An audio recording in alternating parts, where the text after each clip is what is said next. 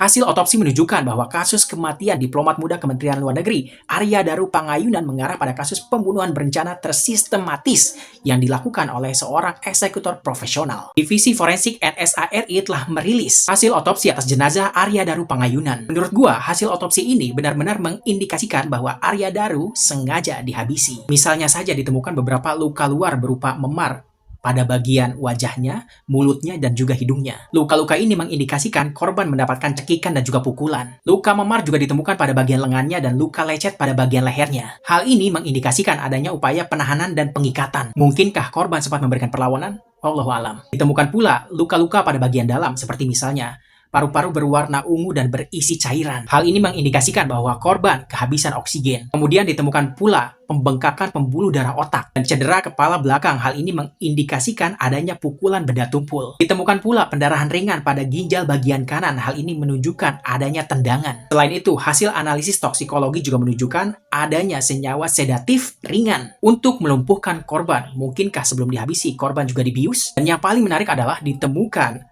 tanda berupa simbol pada bagian perut korban. Namun hingga saat ini misteri makna dari simbol tersebut belum terpecahkan. Sementara itu, bukti-bukti pendukung juga semakin memperkuat dugaan bahwa kasus ini adalah kasus pembunuhan berencana tersistematis. Kepala korban dibungkus menggunakan plastik, kemudian dilakban menggunakan lakban berwarna kuning. Menurut Divisi Forensik NSA RI, ini merupakan upaya pengaburan dan juga penghilangan jejak. Sementara lakban berwarna kuning merupakan simbol warning ataupun peringatan. Selain itu, pintu kosan korban juga tidak rusak. Artinya, si pelaku memiliki akses. Dalam dokumen tambahan, hasil otopsi yang dilakukan oleh Divisi Forensik dibenarkan oleh tim pemandi jenazah. Jadi jelas, tidak ada unsur bundir dalam kasus ini. Sementara itu, analisis dari Divisi Forensik NSA RI menyimpulkan bahwa kasus ini adalah targeted silence assassination. Dalam bahasa Indonesia disebut pembunuhan diam-diam yang ditargetkan. Pelaku adalah eksekutor profesional yang diduga kuat berkaitan dengan kartel perdagangan manusia yang merasa terancam oleh dokumen-dokumen dan juga investigasi yang dilakukan oleh almarhum. Sekali lagi, gue meyakini bahwa kasus ini adalah kasus pembunuhan terencana dan tersistematis. Diduga dilakukan oleh pihak-pihak yang merasa terancam oleh misi diplomatik penyelidikan yang dilakukan oleh korban. Ada indikasi kuat adanya keterlibatan aktor non-negara dan infiltrasi dalam struktur diplomatik internasional. Menurut kalian gimana?